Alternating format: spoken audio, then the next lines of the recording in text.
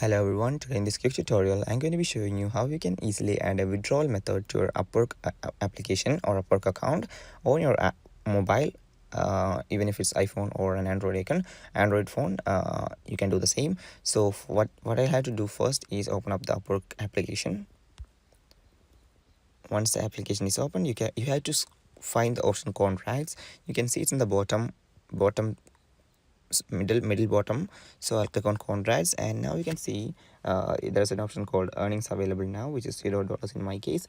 So I'll click on the three dots right next to that, and I'll click on get paid.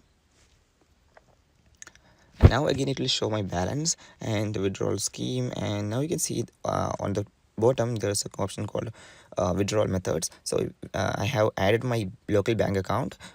So if you want to add another method, so you'll click on add a method. So